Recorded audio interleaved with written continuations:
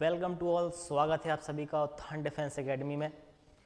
तो हम वेक्टर का फर्स्ट पार्ट कर चुके थे, आज हम करने वाले हैं वेक्टर का सेकंड पार्ट। ठीक है, हम कर चुके थे समथिंग। आज का हमारा जो मोटिवेशनल क्वाइट्स है वो क्या है? जिसका उदय होना निश्चित है उसके लिए प्रकृति भी रास्ता बना ही देती है। यानी कहने का तात्पर्य ये है मेरा कि यदि किसी की अगर सफलता निश्चित है, ठीक है, तो उसे कोई नहीं रोक सकता। ठीक है, चाहे कोई बना रहे उसे कोई रोक नहीं सकता उसे सफल होने से। ठीक है, इसलिए दिन रात मेहनत करो और सफल जरूर बनना है हमें। ठीक है, सफल जरूर बनना है और बनोगे। क्लियर? तो क्या बोला है? जिसका उदय होना निश्चित है उसके लिए प्रकृति रास्ता खुद ब खुद बना देती है। ठीक है, तो आज हम पढ़ेंगे क्या? आज हम पढ़ने वाले हैं संरेखी सदिश, कोलिनियर वेक्टर। ठीक है, क्या होता है संरेखी सदिश? मतलब ऐसा सदिश जो एक सीधी रेखा में हो।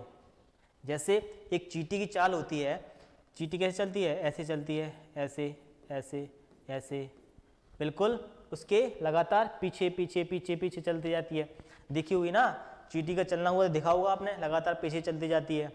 तो ऐसी, तो हम इसकी परिभाषा दे सकते हैं क्या? ऐसा सदिश जो एक सीधी रेखा में हो, ऐसा सदिश जो एक सीधी रेखा में हो वो क्या कहलाते हैं? संरेखी सदिश कहलाते हैं या कोलिनियर वेक्टर कहलाते हैं। इसकी डेफिनेशन मैंने लिखवाई है। क्या? वे सदिश जिसकी दिशा एक ही सरल रेखा अथवा समांतर रेखाओं के अनुदिश होते हैं संरेखी सदिश कहलाते हैं। मतलब ऐसा सदिश जिसकी दिशा क्या एक सरल रेखा में हो और अथवा समांतर रेखाओं के अनुदिश हो। ठीक है, मान लेते हैं ये क्या है? संरेखी सदिश है। क्या है? संरेखी सदिश है। क्या है? एक सीधी रेखा में है। क्या है? सीधी रेखा में है। क्लियर? यहां समझ में आया? यहां क्या समझ में आया कि ऐसे सदिश जिनकी दिशा एक सरल रेखा अथवा समांतर रेखाओं के अनुदिश होती है वे कहलाते हैं संरेखी सदिश। क्या कहलाते हैं? संरेखी सदिश कहलाते हैं। क्लियर? समझ में बात आई? अब बात करते हैं आगे। अब बात करेंगे विपरीत सदिश की। किसकी? विपरीत सदिश, अपोजिट वेक्टर। क्या होते हैं अपोजिट वेक्टर?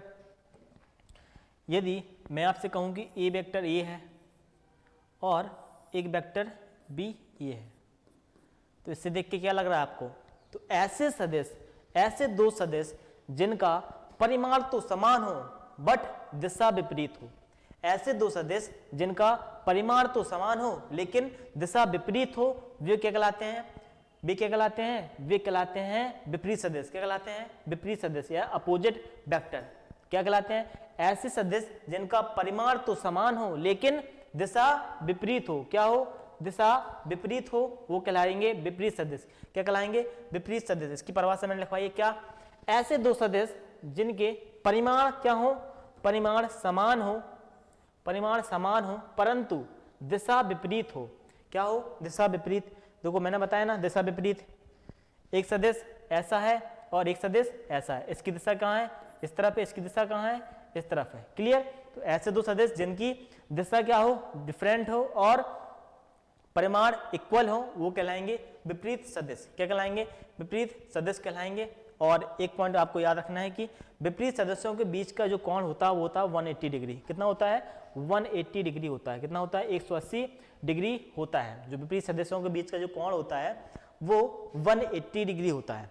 और देखो, अब जो हमने पढ़ाया आपको संरेखी सदिश और विपरीत सदिश, समान सदिश, ठीक है, जितने भी पढ़ा दिए उससे रिलेटेड क्वेश्चन कैसे बनते हैं वो इंपॉर्टेंट पॉइंट मैं आपको लिखवा दे रहा हूं। जैसे यहां पे इंपॉर्टेंट पॉइंट क्या है?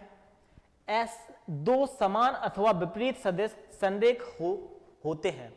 दो समान अथवा विपरीत सदिश, ठीक है। जैसे एग्जाम्पल के तौर पे आप यहां पे लूं कि एक बॉक्स है, ठीक है, मैंने यहाँ पे F11 लगाया, यहाँ पे F21 लगाया और एक F3 इस साइड में फोर्स लगा दिया। क्लियर? जो F1 और F2 ये क्या है? ये समान सदिश हैं। क्या है? समान सदिश हैं। है कि नहीं भैया? ठीक है, समान सदिश क्या कहलाते थे? वे सदिश जो जिनमें परिमाण क्या समान हो और दिशा भी समान हो वो कहलाते हैं समान सदिश कहलाते हैं।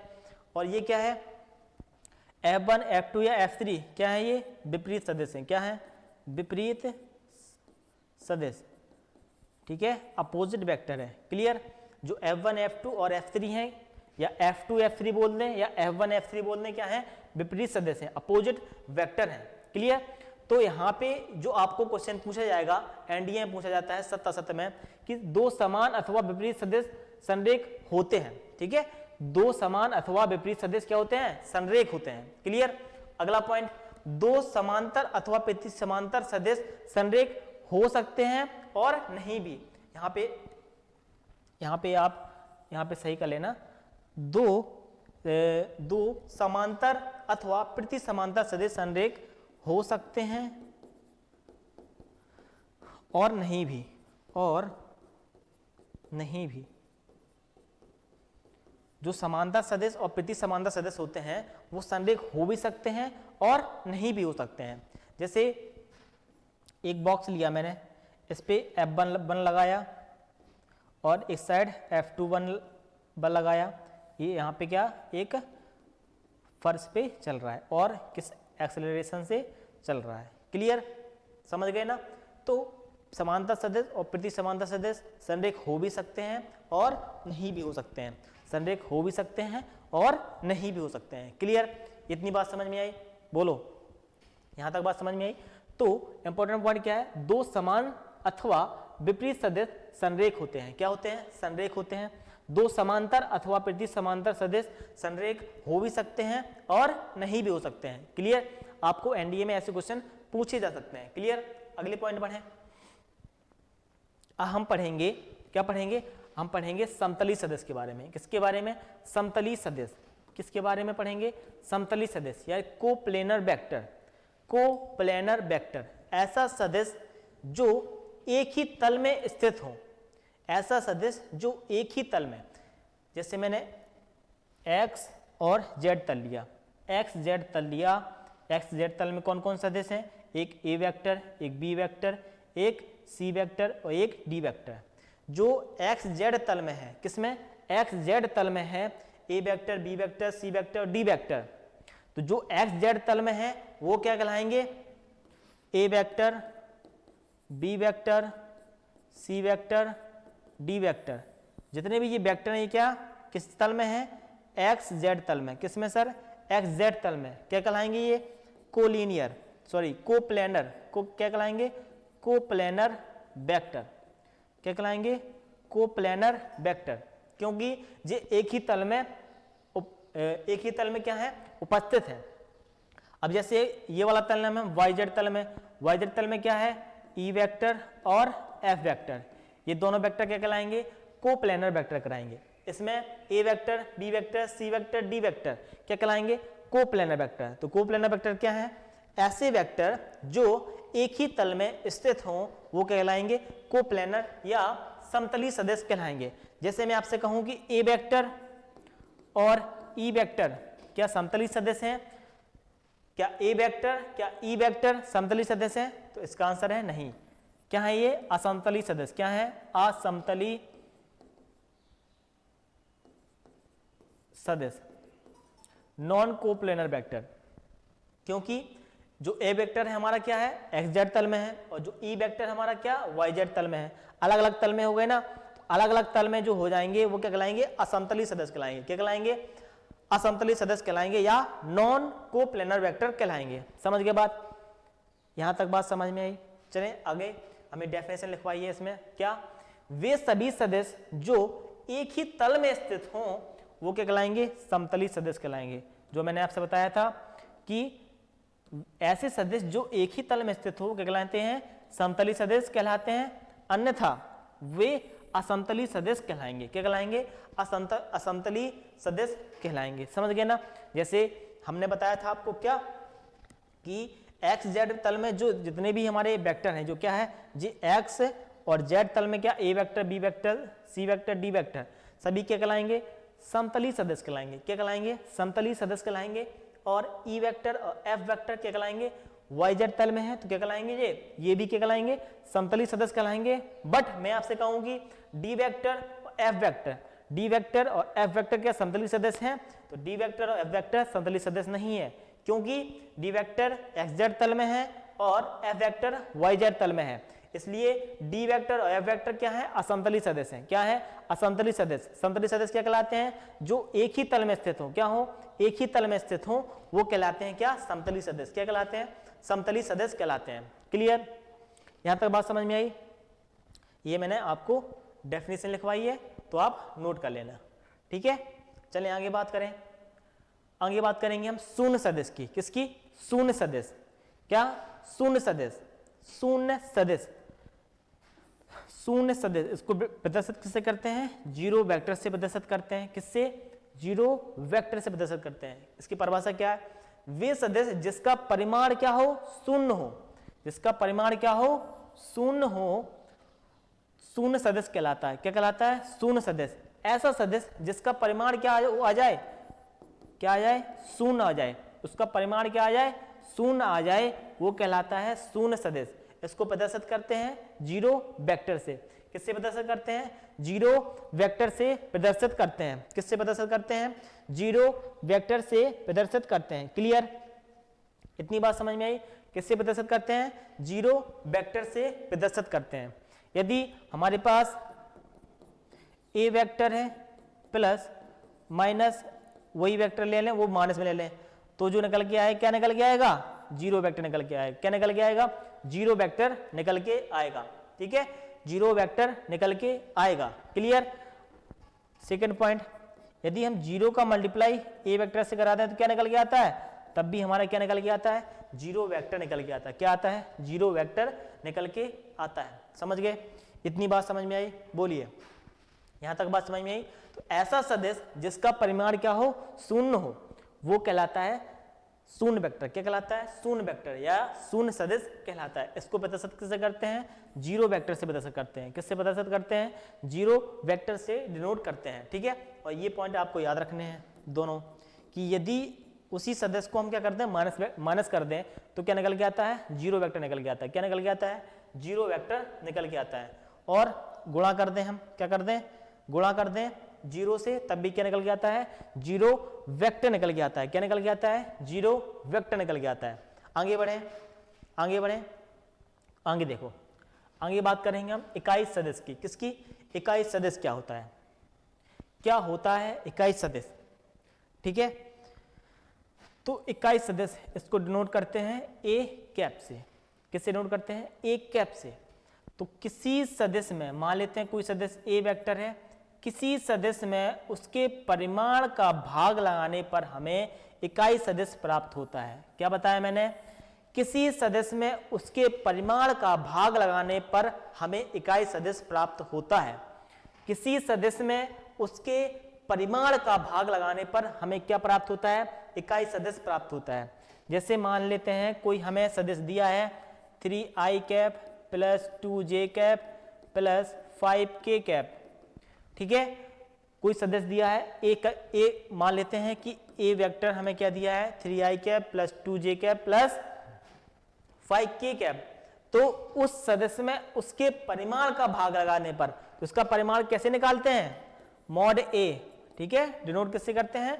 मॉड से डिनोट करते हैं। परिमाण कैसे निकालते हैं? अंडर रूट 3 का होल स्क्वायर प्लस 2 का होल स्क्वायर प्लस 5 का होल स्क्वायर। अंडर रूट 3 का होल स्क्वायर 9, 2 का होल स्क्वायर 4, 5 का whole square 25। Clear. 9 4 13 plus 25, under root 5 3 8, क्या निकल के आया? Under root 38। तो इसका अगर जो हम क्या निकालें, इकाई सदिश निकालें, तो क्या आता है? 3i cap plus 2j cap plus 5k cap upon under root 38। इसका जो इकाई सदिश निकल के आया, क्या निकल के आया? 3i cap plus 2j cap plus 3k cap upon under root 38। समझ गए? तो इकाई सदिश का मतलब किसी सदिश में उसके परिमाण का भाग लगा दें तो हमें क्या प्राप्त होता है? इकाई सदिश प्राप्त होता है या यूनिट वेक्टर प्राप्त होता है। तो यूनिट वेक्टर में, यूनिट वेक्टर प्राप्त करना है हमें, तो उस वेक्टर में उसी वेक्टर का क्या रिजल्टेंट का हम क्या कर दें, डिवाइड कर दें, तब हमें प्राप्त होता है इकाई सदिश। ठीक है, तो इसकी डेफिनेशन क्या है जो मैंने अभी यहीं पे बताई, ऐसा सदिश उसके परिमाण द्वारा विभाजित करने पर इकाई सदिश प्राप्त होता है। ठीक है, तो इसको ए वेक्टर से प्रदर्शित करते हैं। किससे? ए वेक्टर से प्रदर्शित करते हैं। क्या बताया? A cap is equal to A cap से प्रदर्शित करते हैं। तो ए कैप, तो A vector upon mod of A. Clear? A vector upon mod of A, ये इसका फॉर्मूला हो गया। क्लियर? समझ के बाद? तो ऐसा सदिश उसके परिमाण का हम क्या करते हैं, भाग करते हैं या विभाजित करते हैं, करने पर हमें क्या प्राप्त होता है, इकाई सदिश प्राप्त होता है। क्या प्राप्त होता है सर? इकाई सदिश प्राप्त होता है। बताइए, यहां तक चीजें समझ में आई? बोलिए, यहां तक समझ में आई? बोलिए, समझ में आया कि नहीं? ऐसा सदिश जिसका कोई परिमाण है, सॉरी, जिसको कोई सदिश में हम क्या परिमाण का भाग लगा दें तो क्या प्राप्त होता है, हमें इकाई सदिश प्राप्त होता है। एक पॉइंट और याद रखना है। क्या याद रखना है? कि इकाई सदिश का कोई इकाई सदिश का ना कोई विमा होती है, ना कोई विमा, और ना ही मात्रक होता है, मात्रक होता है। क्लियर? तो इकाई सदिश की ना कोई विमा होती है, ना कोई मात्रक होता है। ये पॉइंट आपको याद रखना है। क्लियर? तो इकाई सदिश की ना कोई विमा होती है, ना कोई मात्रक होता है। क्यों होगा? देखो, जब कोई मान लेते हैं ये मीटर में, ये भी मीटर में कट जाएगा, तो ना कोई विमा, ना उसका कोई मात्रक। क्लियर? तो इकाई सदिश का ना कोई विमा होती है सर, ना कोई मात्रक होता है। तो इकाई सदिश समझ में आया कि यदि कोई यूनिट, कोई वेक्टर है, उसमें परिमाण का ही क्या लगा दें, हम भाग लगा दें, तो हमें क्या प्राप्त होता है सर? इकाई सदिश प्राप्त होता है। क्या प्राप्त होता है? इकाई सदिश प्राप्त होता है। ठीक है, इससे रिलेटेड देखो एक क्वेश्चन दिया है। क्या दिया है? क्या दिया है? यदि ए वेक्टर बराबर 3i cap plus 4j cap plus 5k cap, तो ए कैप की वैल्यू फाइंड करनी है। तो ए कैप दिया है, तो हमें क्या निकालो? सीधे परिमाण निकालो। परिमाण कैसे निकालते हैं? ये आई कैप के गुणांक का स्क्वायर, यानी x square plus 4 square plus 5 square, तो क्या होगा? 9 प्लस 16 प्लस 25, तो ये 25 25 25 50, क्या आया? 25 25 50, तो रूट 50 आया। तो इसको ले सकते हैं 2 अंडर रूट 5। क्या ले सकते हो? नहीं नहीं नहीं नहीं, क्या लिखोगे? 5 अंडर रूट 2। क्या लिखोगे? 5 अंडर रूट 2। तो मॉड ए की जो वैल्यू निकल के आई, क्या आई है? 5 अंडर रूट 2। तो हमने क्या बताया था formula? A cap is equal to A vector upon mod of A. A vector की वैल्यू क्या है? 3i cap plus 4j cap plus 5k cap upon 5 under root 2, 5 under root 2, जो हमारी ए कैप की वैल्यू निकल के आई है। Clear? समझ के बाद? जो हमारी ए कैप की वैल्यू निकल के आई है, तो उसके जो हमें वेक्टर दिया है उसका परिमाण निकाला, परिमाण का भाग कर दिया, वही आंसर हो गया। क्लियर? आई होप क्लियर होगा। आगे चलें। आगे है अभिलंबवत। क्या? अभिलंबवत इकाई सदिश। क्या? अभिलंबवत इकाई सदिश। इसको इंग्लिश में बोलते हैं अपन, इसको इंग्लिश में अगर हम बोलें तो क्या बोलते हैं? Orthogonal unit vector. क्या बोलते हैं? Orthogonal unit vector. आपने मैथ में पढ़ा होगा, क्या पढ़ा होगा?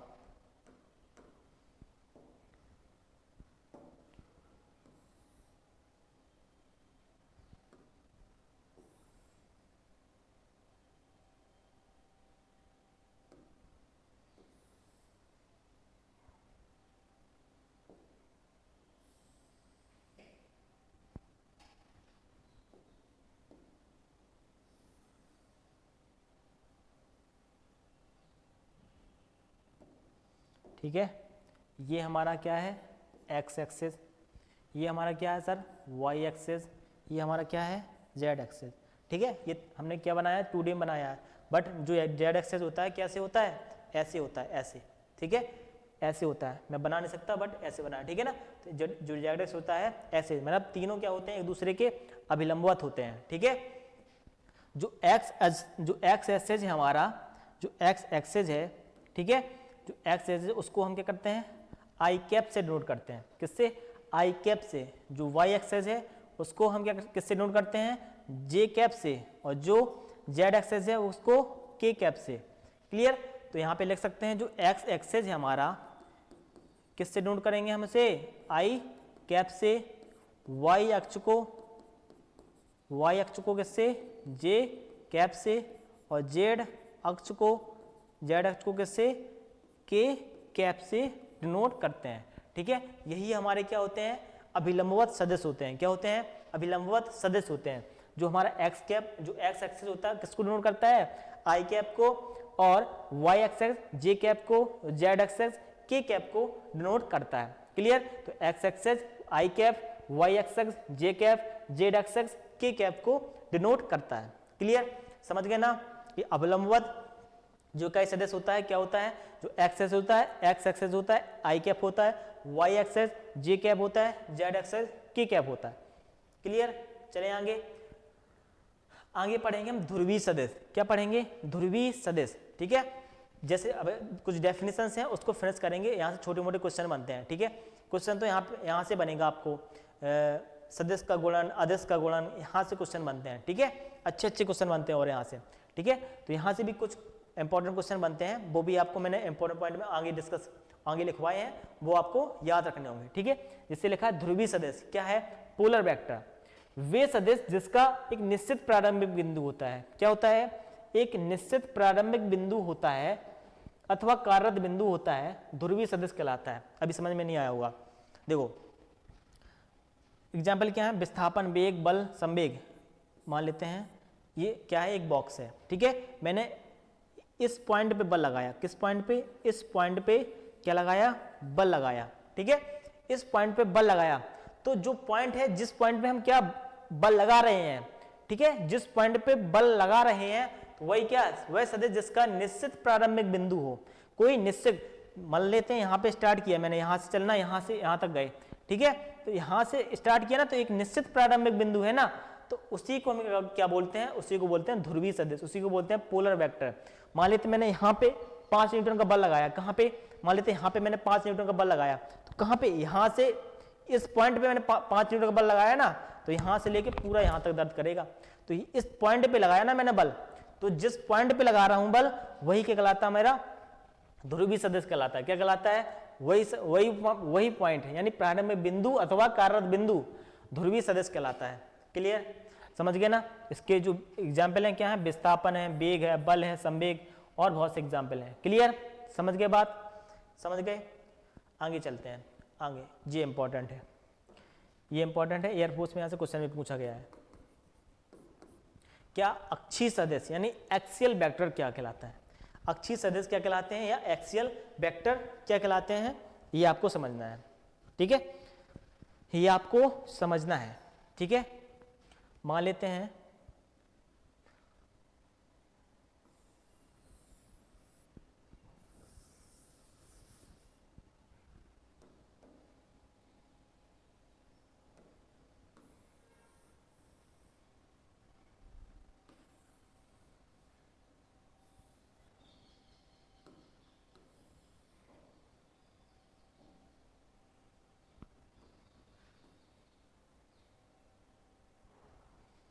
ठीक है, ध्यान समझो।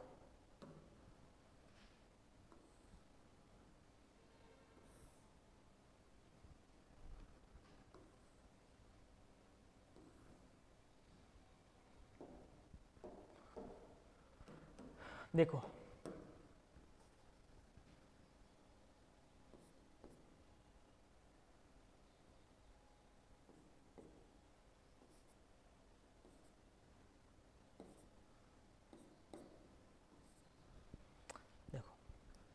अक्षीय सदिश क्या है और या एक्सियल वेक्टर क्या है, पहले तो इसकी परिभाषा समझ लो क्या है। वह यह घूर्णी प्रभाव को, यह जो घूर्णी प्रभाव को प्रदर्शित करता है, क्या यह घूर्णी प्रभाव को क्या करता है, प्रदर्शित करता है। तथा जिसकी दिशा सदैव घूर्णन अक्ष के अंदर होती है।